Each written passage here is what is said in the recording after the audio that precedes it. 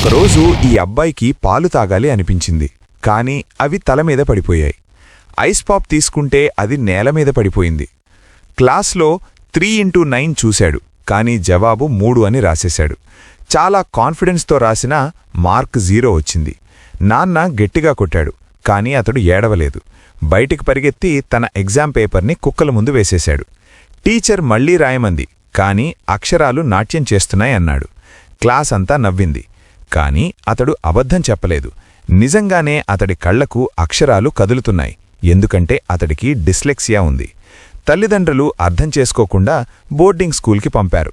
రాత్రిళ్ళు బాత్రూంలోకి వెళ్లి నిశ్శబ్దంగా ఏడ్చేవాడు. క్లాస్లో పిల్లలు నవ్వేవారు, టీచర్లు పట్టించుకోలేదు. ఒకరోజు కొత్త ఆర్ట్ టీచర్ వచ్చాడు. పాట పాడుతూ డాన్స్ చేస్తూ క్లాస్ని హ్యాపీ చేశాడు. ఖాళీ పేపర్ ఇచ్చి డ్రా చేయమన్నాడు. అందరూ డ్రా చేస్తుంటే ఈ అబ్బాయి పేపర్ ఖాళీగా ఉంది. టీచర్ తిట్టులేదు, తెలుసుకున్నాడు అతడికి డిస్లెక్సియా ఉందని. మరుసటి రోజు ఒక కథ చెప్పాడు. చదువంటే నచ్చని ఒక పిల్లాడు. చివరికి తెలిసింది ఆ పిల్లాడు ఐన్స్టీన్ అని. అప్పుడే ఈ అబ్బాయి ముఖంలో ఆశ వచ్చింది.